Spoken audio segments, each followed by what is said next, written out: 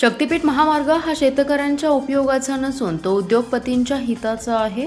यातून राज्यकर्त्यांना 55,000 कोटी रुपयांचा मलिदा मिळणार असल्याचा आरोप करत रक्ताचा शेवटचा थेंब असेपर्यंत शक्तीपीठ महामार्गाला विरोध करणार असल्याचा एल्गार शेतकरी संघटनेचे नेते माजी खासदार राजू शेट्टी यांनी विट्यातील शक्तीपीठ एल्गार विरोध मेळाव्यात केलाय। विट्यात शक्तीपीठ महामार्ग विरोधी संघर्ष समितीच्या वतीने आयोजित केलेल्या शेतकरी मेळाव्यात ते बोलत होते। यावेळी advocate Babasaheb Mulik, Ranjit Bagal, advocate Subhash Patil, advocate Deepak Lad, Girish Phonde, advocate Shrirang Lale, Kadegaon panchayat समितीचे उपसभापती डॉक्टर विजय महाडिक, माहुलीचे संग्राम देशमुख, गजानन सुतार, महेश कुपाडे यांची प्रमुख उपस्थिती होती। यावेळी राजू शेट्टी म्हणाले, ज्यांच्या मिशीला खरकट लागलंय ते शक्तीपीठ महामार्गाला विरोध करतायत, मेळाव्याला शेतकऱ्यांना येऊ देत नाहीत।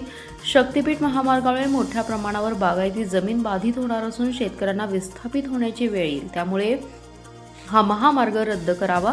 कोणत्याच दृष्टीने हा महामार्ग शेतकऱ्यांच्या हिताचा नाही, केवळ उद्योगपतींच्या फायद्यासाठी होत असलेल्या या महामार्गाला आमचा विरोध असून शक्तीपीठाच्या नावाखाली शेत जमिनी संपादित करण्याचा प्रयत्न आम्ही सहन करणार नाही।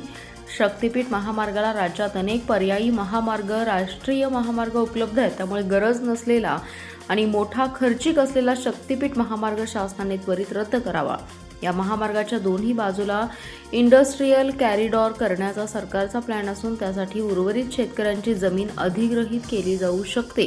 शेतकऱ्यांची जमीन अधिग्रहित करण्याबाबतच्या कायद्याची अधिसूचना केंद्र सरकारने यापूर्वी रद्द केलेली असल्यामुळे जमिनीचा 5 पट मोबदला मिळणार हा केवळ कांगावा आहे, यामध्ये कोणतंही सत्य नसल्याचं त्यांनी यावेळी सांगितलं।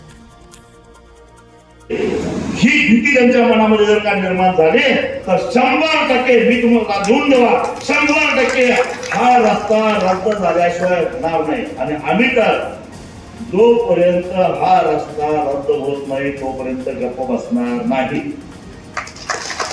तुमच्याकडचा तुम्हाला पलीकडे गेला फलटणला तरी मी आहे, काय गेली फलटणला गेला तरी मी आहे, कारण महाराष्ट्राच्या डोक्यावर आधीच 9 लाख कोटी रुपयाचं कर्ज आहे आणि 10 लाख कोटी कशाला करायचं। म्हणून आम्ही महाराष्ट्राचे जबाबदार नागरिक म्हणून या महाराष्ट्राला कर्जबाजारी होण्यापासून वाचवण्यासाठी आम्ही जिथं जिथं हा रस्ता घेऊन जातील तिथं तिथं आम्ही जाणार म्हणजे जाणार। बरं, आम्ही ते काय आमच्यावर आरोप करतात की हे सगळीकडे विरोधच करतात। आम्ही सोलापूर रत्नागिरी हायवेला विरोध केला का? नाही केला। आम्ही सुरत चिन्हाला विरोध केला का? नाही केला।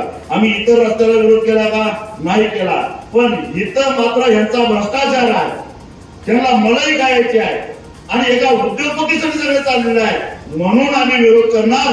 रक्ताचा थेंब, शेवटचा थेंब असेपर्यंत आम्ही विरोध करणार, ही आमची ठाम भूमिका आहे, लक्षात ठेवा। म्हणून माझी तुम्हाला विनंती आहे की सगळे पक्षविक्ष सोडून टाका। आता तुम्ही कुठल्या पक्षाचे आहेत ते मला देणं घेणं नाही। इथं आता 2च पक्ष राहिलेले आहेत, एक शक्तीपीठ महामार्गाचा विरोध करणारा पक्ष आणि एक शक्तीपीठ महामार्गाचं समर्थन करणारे, मिशीला खरकटा लागणाऱ्या भामट्यांचा पक्ष, असे 2च पक्ष इथे शिल्लक राहिलेले आहेत।